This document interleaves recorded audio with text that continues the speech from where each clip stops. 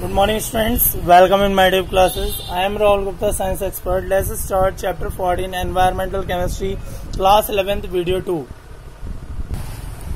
Subscribe my YouTube channel chemistry learning with Rahul Gupta and that is chapter 14 class 11th environmental chemistry. चलिए students start करते हैं फिर videos. So students we are talking about next topic that is water pollution. देखिए water pollution आपको पता है कि आजकल वाटर कितना इम्पोर्टेंट है और कंटिन्यूसली हमारे वाटर में जो दूसरी इंडस्ट्रीज हैं वो इन्फेक्टेड या और दूसरे सॉल्युबल प्रोडक्ट उसमें डिसॉल्व करते रहते हैं। हमारी बॉडी की बात करें तो 80 से 85% वाटर हमारी ब्रेन में है और वाटर हमारे लिए सबसे इम्पोर्टेंट है। It is essential for our life. Without water there would be no life. We usually take water as granted for its priority and we must ensure the quality of water. Pollution of water originated from human activities like different paths pollution reaches surface or groundwater. Easily identified source or place of pollution is called point source like municipal or industrial discharge pipes. इसके अलावा water pollutants भी water sources में enter करते हैं। Non-point sources of pollution are those where a source of pollution can be easily identified. Example: agricultural runoff from farms, animals, croplands, acid rain, storm water, drains from street or parking lots, lawns, etc. अब list major pollutants की इसमें आपकी बात करेंगे तो micro organism में आपके domestic sewage आते हैं। ऑर्गेनिक वेस्टेज में domestic sewage, animal excreta waste, decaying animals and plants, discharging from food processing factors. इसके अलावा प्लांट न्यूट्रिएंट्स जो है वो केमिकल फर्टिलाइजर हैं। दो टाइप के रहते हैं, point sources, non point sources, जिनकी बात कर रहा था। तो पॉइंट सोर्सेज कौन से रहते हैं? जहां पर इजीली आइडेंटिफाइड हो जाते हैं, जैसे म्युनिसिपल और इंडस्ट्रियल डिस्चार्ज पाइप्स। ठीक है स्टूडेंट्स। इसके अलावा जो आपके नॉन आइडेंटिफाइड होते हैं, यानी कि कहने का मतलब नॉन पॉइंट सोर्सेज होते हैं, जिसमें आपका एग्रीकल्चर रन ऑफ आता है, फार्म्स, एनिमल्स और क्रॉपलैंड्स का। इसके अलावा acid rain, storm water, discharge from street, parking lots and lawns, और दूसरे जिनमें आपका toxic heavy materials, sediments, pesticides, radioactive substance and heat. ये कुछ अलग अलग पॉल्यूटेंट्स हैं जो सोर्स के तहत आपके वाटर में एंटर करते हैं और वाटर को खराब करते रहते हैं। ये बहुत ही इंपॉर्टेंट है, इस चीज को आपको यहाँ पर समझना जरूरी है। तीन टाइप के वाटर पॉल्यूटेंट्स रहते हैं, pathogens, organic wastage and chemicals etcetera. तो इन वेस्टेज पर ही हमारे डिपेंड करते हैं। सबसे पहले पैथोजेंस के बारे में बात करते हैं। The most serious water pollutants are the diseases causing agents like called pathogens. इसमें बैक्टीरिया और दूसरे ऑर्गेनिक सब्सटेंस प्रेजेंट रहते हैं जो वाटर में हमारे जो उसका डोमेस्टिक वेजेज है और एनिमल एक्सट्रैक्टा है ये पूरा खराब कर देता है। यानी बैक्टीरिया बढ़ते चले जाते हैं और इससे हमारे गैसोइंटरस्टिशियल स्ट्रीसेज हमारी बॉडी में हो जाते हैं, लाइक दैट। आप देख रहे हैं इसमें स्ट्रक्चर बिल्कुल क्लियर स्ट्रक्चर है। ये इस तरह की कॉइल्स और इस तरह की बैक्टीरिया हमारे लिए बहुत इंपॉर्टेंट है। उसके बाद organic wastage. The other major water pollutant is organic matter such as leaves, grass, traces. They pollutate water as a consequence of runoff. Excessive pathogens growth with water is also a cause of water pollution. These wastes are biodegradable. Large pollution of bacteria decompose organic matter present in water. They consume oxygen, dissolve in water. The amount of oxygen that water can hold in the solution is limited. और cold water में तो oxygen जो है वो आसानी से dissolve हो जाती है और हायर कंसंट्रेशन में चली जाती है 10 ppm तक। इट मीन्स पार्ट पर million. Oxygen in air about 20,000 2 lakh ppm. That's why even a moderate amount of organic matter when decomposed in water can deplete the water of its dissolved organization. And the concentration of dissolved oxygen in water is very important for aquatic life. Students आपने देखा होगा जब कहीं भी आपका temperature बहुत ज्यादा लो रह जाता है तो वहां पर आइस आपकी फ्रीज हो जाती है और ऑक्सीजन उसमें वाटर में अंदर प्रेजेंट रहती है। उस ऑक्सीजन के अमाउंट पर ही आपके जो एक्वेटिक एनिमल्स होते हैं वो डिपेंडेंट होते हैं। यदि वो अमाउंट आपका डिक्रीज हो जाएगा तो जो एक्वेटिक एनिमल्स हैं वो डेड हो जाएंगे। ठीक है। And if the concentration of dissolve oxygen in water is below 6 ppm, the growth of a fish gets inhibited. Oxygen reaches water either through atmospheric or from the processes of photosynthesis carried out by many aquatic green plants during daylight. However, during night, photosynthesis stops. but the plant continue to respire, resulting in the reduction of dissolved oxygen. The dissolved oxygen is also used by microorganisms to oxidize organic matter. Understand students? इसे note करते रहिएगा. और organic matter यदि बहुत ज्यादा हो जाए, water में ऐड हो जाए, तो जो अवेलेबल ऑक्सीजन है वो भी यूज अप हो जाएगी. Like that. देखिए जैसे जैसे ऑर्गेनिक मटेरियल बढ़ रहा है वैसे वैसे ऑक्सीजन की कंसंट्रेशन भी इंक्रीज हो रही है. यदि आपकी ऑक्सीडेशन जो है वो 5 ppm से लेस चली जाए तो वहां पर जो आपका बायोकेमिकल ऑक्सीजन डिमांड है BOD जो है, so the amount of oxygen required by bacteria to break down the organic matter present in certain volume of a sample of water is called biochemical oxygen demand. The amount of BOD in the water is a measure of the amount of organic material in the water in the terms of how much oxygen will be required to break it down biologically. Clean water की जो BOD value होती है वो 5 ppm से less होती है. इसके अलावा और दूसरे पॉल्यूटेंट होते हैं जिनमें आपको केमिकल पॉल्यूटेंट कहते हैं, जिन्हें हम जैसे किडनी, इसके अलावा सेंट्रल नर्व सिस्टम और लीवर जो खराब कर देते हैं. ठीक है. Water is an excellent solvent. Water dissolve inorganic chemicals that include heavy metals like cadmium, mercury, nickel, constitute an organic classes of pollutants. और ये मटेरियल जो होते हैं ह्यूमन जो नर्व सिस्टम होता है उसे बेकार कर देते हैं, किडनी को, सेंट्रल नर्व सिस्टम को, लीवर को etcetera.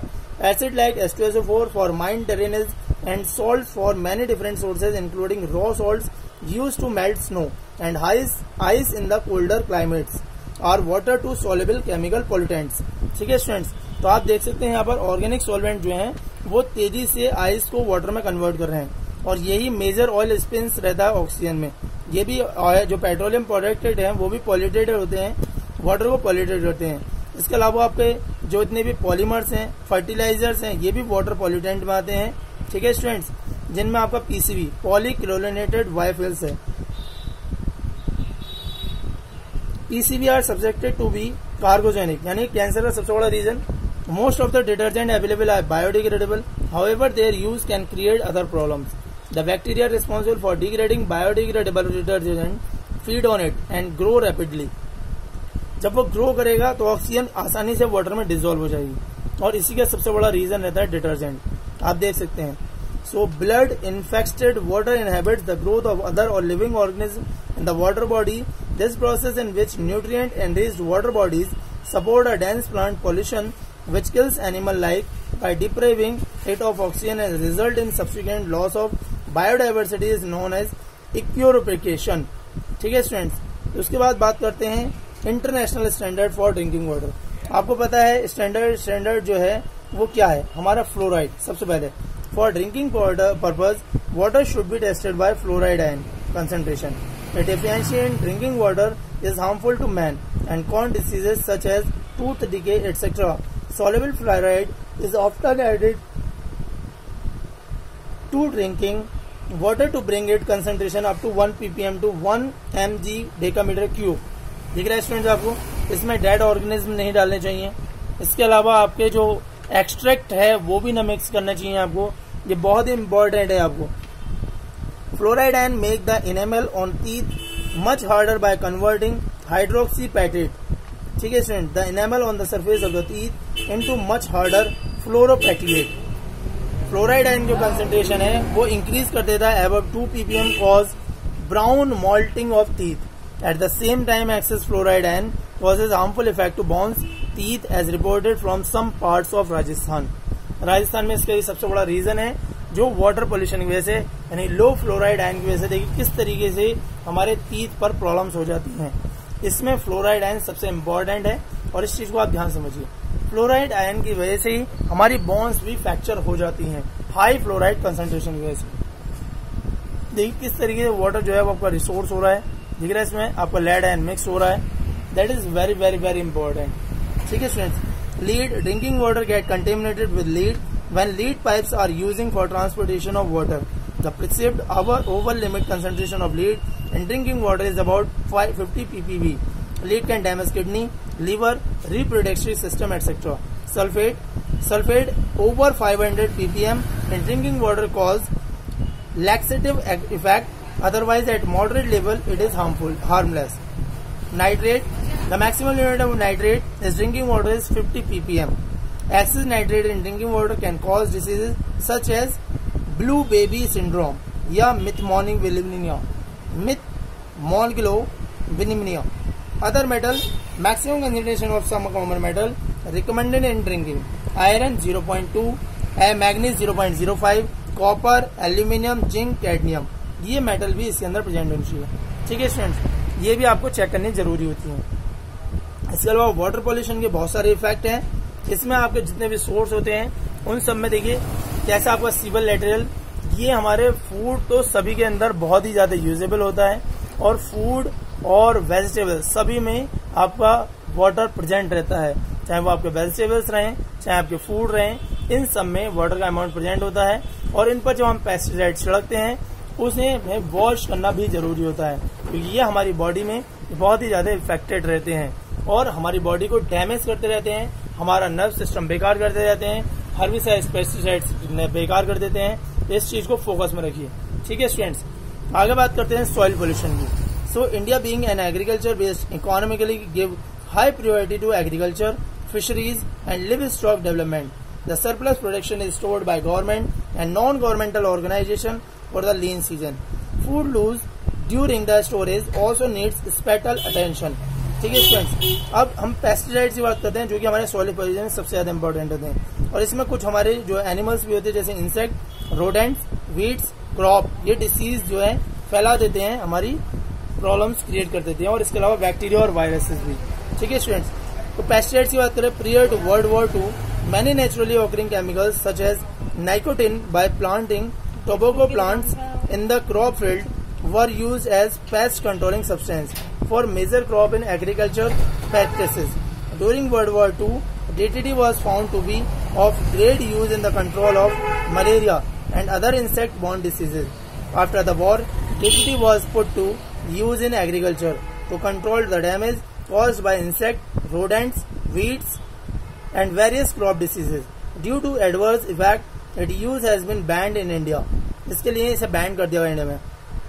Pesticides are basically synthetic toxic chemicals were economical repulsion.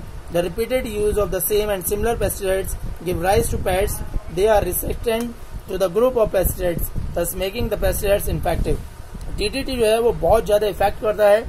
इससे आपके जो पेस्टिसाइड्स आप यूज करते हैं कुछ होते हैं हमारे वाटर सोलेबल और इसके अलावा होते हैं नॉन बायोडिग्रेडेबल. जैसे ये आपका ये पूरी एक चेन है जिसमें quaternary consumer, tertiary consumer, secondary consumer, primary consumer, primary producer, ये हाई कंसेंट्रेशन की तरफ बढ़ रहे हैं लो कंसेंट्रेशन से. ये चीज आपको यहाँ पे बहुत समझना जरूरी है. Owls, sieves, grass offer, concentration of pesticides, ये एक एक करके एक दूसरे पर डिपेंडेंट होते हैं और इसी को बोलते हैं हम trophic level. The pollutants gets 10 times concentrated. ठीक है students, so these days the pesticides industry has shifted its attention to herbicides such as sodium chloride NaClO3, sodium arsenide Na3ASO3 and many others. During the first half of the last century, the shift from mechanical to chemical weed control had provided the industry with flourishing economical market. But one must remember that these are also not environmental friendly. समझ में आ रहा है students, ये environmentally friendly नहीं है. Most herbicides are toxic to mammals but are not as persistent or organic chlorides. These chemicals decompose in a few months like organochlorides. These two become concentrated in the food web. Some herbicides cause birth defect. Studies show that the cornfield spray with herbicides are more prone to insect attacks and plant diseases than field that are widely manually. तो plants जो आपके pesticides और herbicides हैं represent करते हैं एक बहुत छोटे अमाउंट में पोर्शन में wide spread chemical portion. A large number of other compounds that are used regularly in compounds, chemicals and industrial process for manufacturing activities and finally released in the atmosphere in one or other them. ठीक है students, इसके बाद आता है आपका industrial wastage. Industrial solid wastage बहुत ज्यादा shortage होता है